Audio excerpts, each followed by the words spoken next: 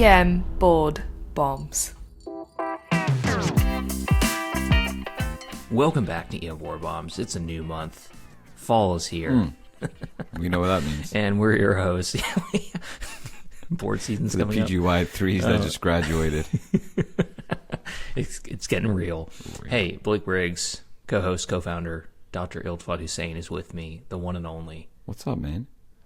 How you doing? Good to see you. Doing good, too. Hey, that beta blocker episode we did got a lot of play. It's gone viral. It's crazy. Yeah, people are asking about it nonstop. It's crazy. Hey, we got another home run episode here coming up. The ultimate legal nightmare. This one. I know. Hey, and we set it up. This one's always the one that's cited. Yeah. I think it's really important to really emphasize the following. We set up the STEM for the real world. Okay, this is not like this is not the they board set it classic up, STEM. in a multiple. That'll be a waste of time. Seriously. I mean, we haven't even talked about this topic yet. But when you read this STEM, I know.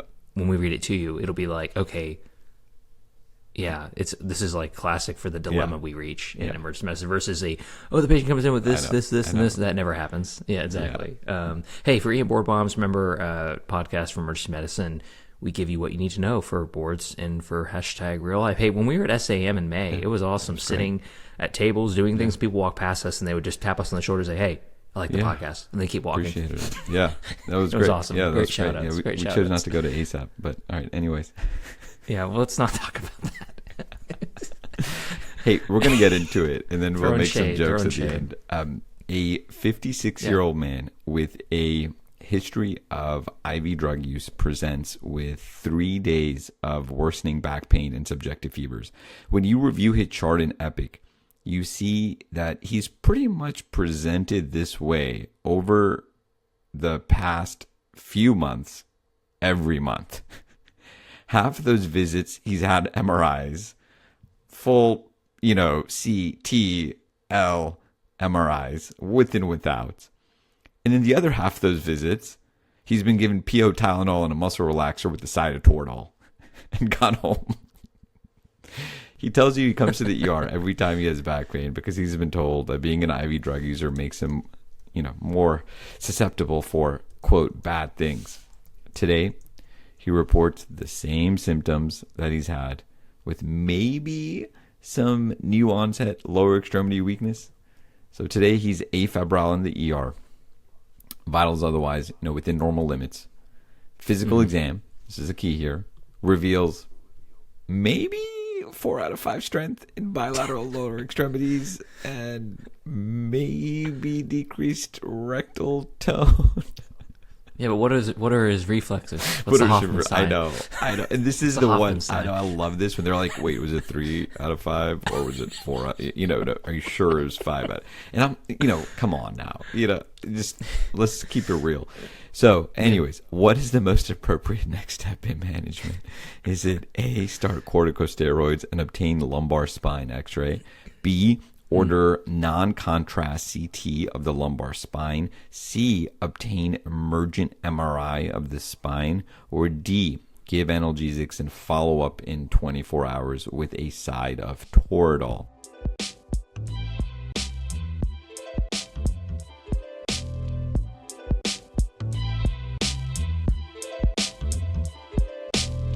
Briggs, what's the correct answer here? And we intuitively just groan as we order it. The emergent MRI of the spine. To do it. You gotta do it. And it's never, they always talk about this pathology on questions and like all the other, whatever board reviews, gazillion reviews that are out there. I mean, we like to keep it real. Yes. I think everyone else just like, they're so regimented. We're not. Yes. So we're just telling you how it is. Unfortunately, here, just ordering that MRI. Hey, Briggs, but before you go further, EM Rapid Bombs, that's our premium podcast. Let's talk about that. Quick shout out. Yeah, Rapid Bombs, quick shout out. We got over 500 episodes. Yep. Hey, right now we're running a series actually on Halo procedures. It's pretty awesome. Yep. We've been covering a bunch of just those rare things you might never do as an emergency physician that you just need to know.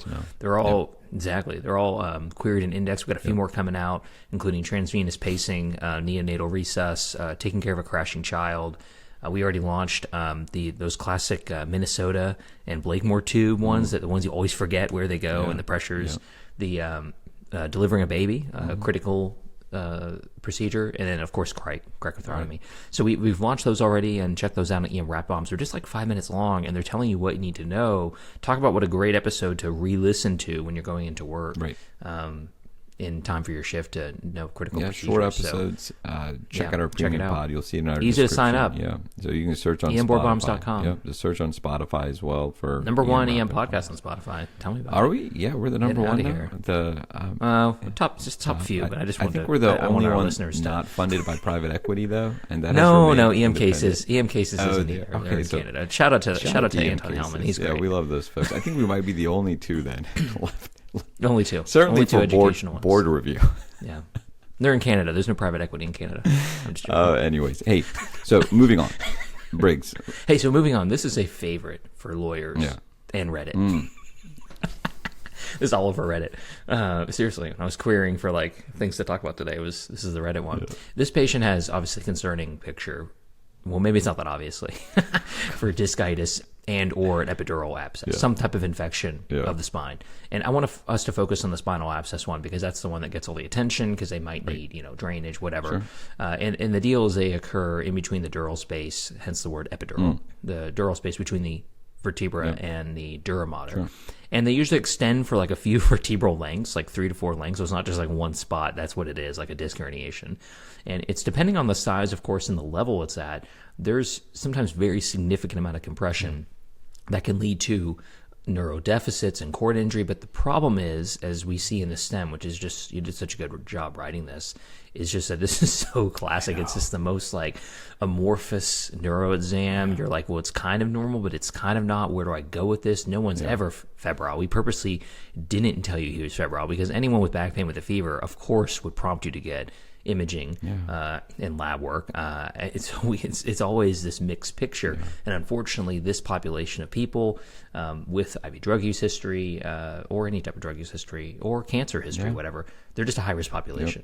Now, the infections are most commonly due to nearby infections. And what happens is it just spreads into that area, usually. Sometimes they can travel hematologically, like from drug use, but most commonly it is still from a nearby spot, like discitis or osteomyelitis, or even intra-abdominal. That would be really a bad day, and it moves into that spinal space. So why don't you get into the risk factors more? I already hinted at a few of them, and then why this is becoming such a problem for obvious reasons. So here are the risk factors for discitis and spinal abscess. Let's get into it.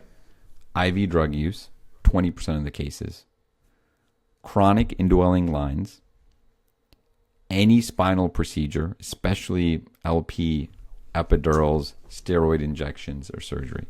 Those are going to be your main ones that you should be on the lookout for when it comes to some sort of epidural spinal abscess or some sort of discitis. Yeah, totally. And obviously the lion's share of that is the IV drug use. And the rates are increasing, aging population, people living longer with cancer, and then, of course, higher rates of IV drug use. So talk about these subtle symptoms. I want you to get into that more, then I'll dive in here and things that I keep an eye out for. The symptoms are pretty subtle early on, right? And oftentimes that's why they're missed.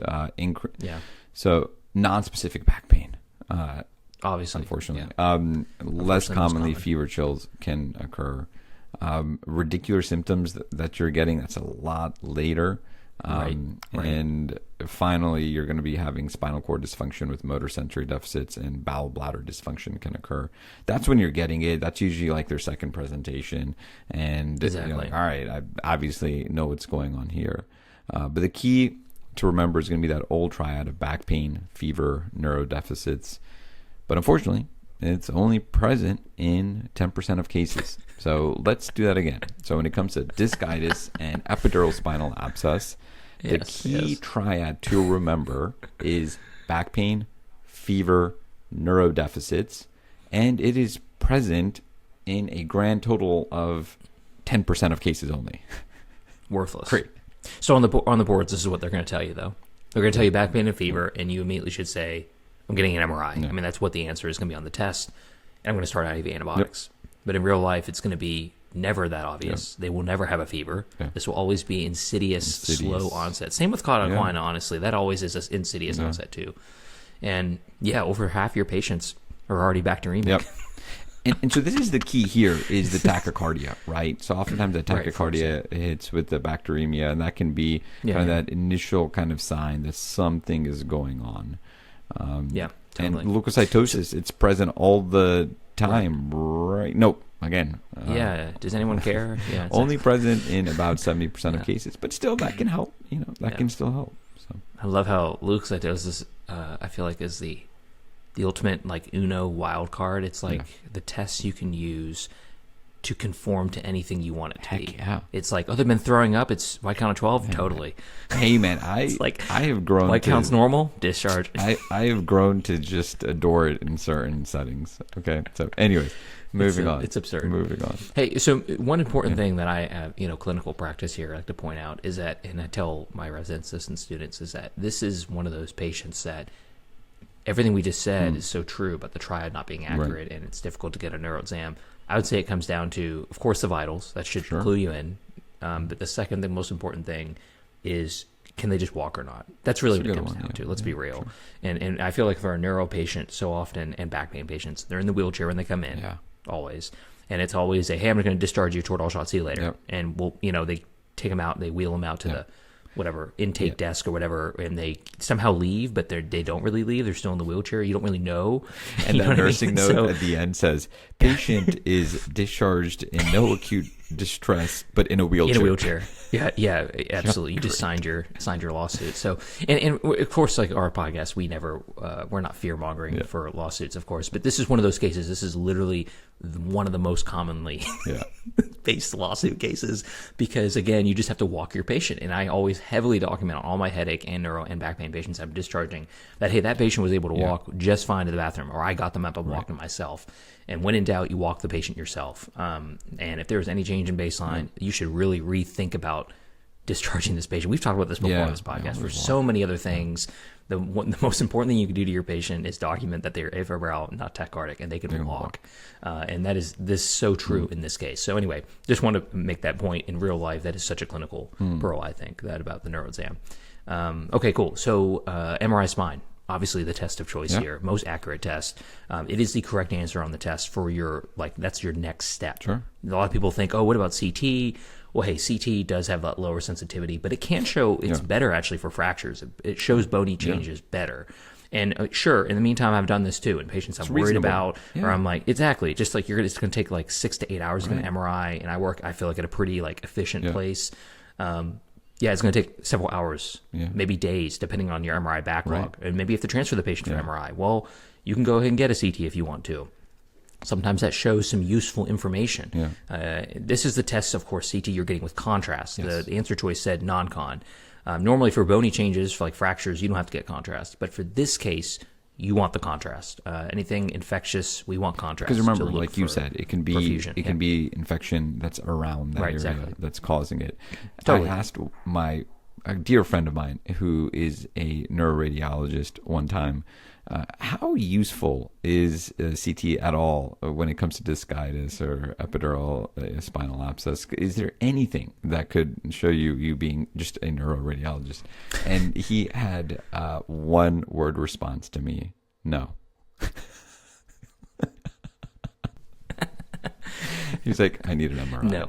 Anyways, I thought it was funny because usually radiologists will perseverate. They'll give 5-line responses. And, well, exactly. You're just like, no. Yeah, no, sorry. Sorry about that. Hey, what antibiotics are we thinking here? What are we covering? Yeah, I mean, this one should be pretty obvious, right? Yes. But again, these folks are pretty sick, so you're going broad.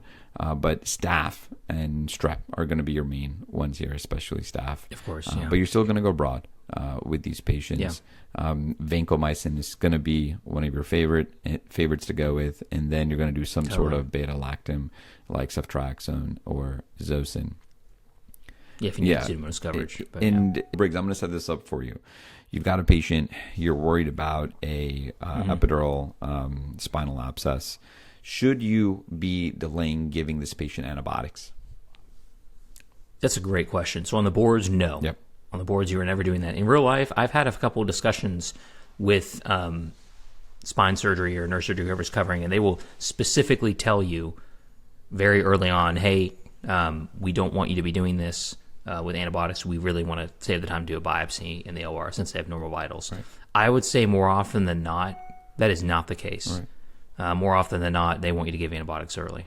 Yeah, and you as the ER clinician are just, as the EM clinician, you're just going to be giving antibiotics if that patient is showing any signs of sepsis, right? Of course. And that's the key. Yeah, I wouldn't make this a tough decision. Exactly. Here. So reasonable, as Briggs mentioned, to have that discussion, but you're pulling the trigger, as we all know, if that patient is showing signs of sepsis or has significant neurodeficits as well. Yeah, and surgery, we don't need to talk about that. Yeah. In terms of who needs surgery, that's all going to be a discussion on. Most times, they do not. Exactly.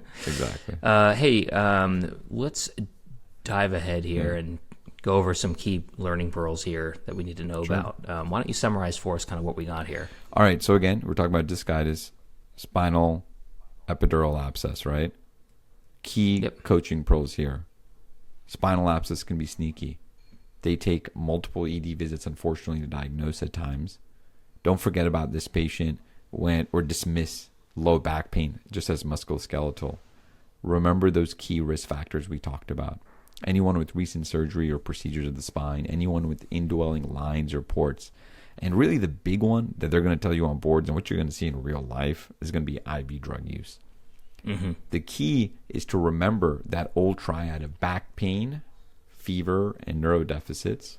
Remember it, but also remember it's only present in 10% of the cases. So bad. Hey, let's summarize here with 5 key points for spinal epidural abscess. Tell me the 5 key pearls here regarding presentation, the imaging, and the big pitfalls, what you're going to do with Let's go. 5 key pearls. Spinal epidural abscess, classic presentation is going to be back pain, neurological symptoms, bowel bladder dysfunction. Your imaging of choice is going to be MRI with contrast. That's your gold standard. CT you can get, but that's never going to be a board answer, and it's never going to be anything they use to help rule anything out. Do not wait on ESR, CRP, and things like that if neurodeficits are present. That's not what you're using to help make your decision making. We didn't even really talk about that, right? Fever is often absent. So don't let normal vital signs fool you at all. And early surgical decompression can prevent paralysis. So that is huge. You're engaging surgery quickly. Briggs, give me 3 key points on spinal epidural abscess, especially when it comes to boards. Yeah, totally. So this triad that we keep talking about here, we've talked about in this episode, the back pain, fever, neurodeficits, extremely rare, only found in about like 10% of patients in general. The most common symptom is back pain. It is rare to have neurodeficits or fever. However, patients will often have difficulty ambulating. That's why ambulating patients is so important. Now, you can get a CT while waiting on MRI with contrast, but that's not the answer on the test. The test assumes that you can get an MRI quickly and time isn't a factor. And MRI is just more important than antibiotics. So remember that at ABEM General. On the test, there is no delay in getting an MRI. They are waiting for the patient, basically. They're looking for patients to do MRI. If MRI is not a test choice on your boards, you're giving IV antibiotics. They have to give you something actionable, and you're going to give IV vancomycin and ceftriaxone for broad coverage. And that's the same antibiotic coverage you're giving if it was discitis or osteomyelitis or anything back-related that is infectious. That is a great start. If there's a Pseudomonas risk factor, you're adding in, of course, piperacillin, tazobactam. That's it. Hey, Briggs, some tips for folks who are studying for boards right now. Sign up for EM Rapid Bombs. Yeah, I mean, check out EM Rapid Bombs. For folks who are studying for boards, we actually have a ton of free content on our website. If you go to study guides, you'll see a lot of, I know a lot of folks, they like to study by reviewing some pathology, reviewing overall, they like to read things, right? So we have 1 and 2 pagers that are available on our study guide section on emboardbombs.com. They're all free to download. Check them out. There's a ton of content. It's all peer reviewed. That's a good way to kind of do some background review when you're studying for boards. We have set up those handouts in a way that it is specific to how the boards will test you on things. So Briggs has done an amazing job, with those handouts to really tweak it in that manner, so that if you're reading that 2-page handout we have on LVADs, that's all you need to know for the boards, straight up. Totally. Just those 2 pages of reading on LVAD are all you need to know for boards. So you'll see that with all the other pathologies that we talk about, like renal colic and other things. And lastly, if you need more, we've got EM Rapid Bombs. So you can sign up right on our website, emboardbombs.com. More than 500 episodes there, 3 to 5 minute long episodes. Great content. It goes through all the pathology. It's a great way to passively learn, especially for those who don't like to sit at a computer screen and just look at a question bank over and over again, especially a question bank that's private equity funded. No, I'm just, anyways, we won't get into that, Briggs, but bringing the shade. I know, bring the shade. But anyways, no, but seriously, it's for folks that they listen, they learn by listening and things like that. But that's pretty much it, Totally. Briggs. It's been a pleasure. As always, Dr. Been a Briggs. pleasure. Good day, sir. Bye.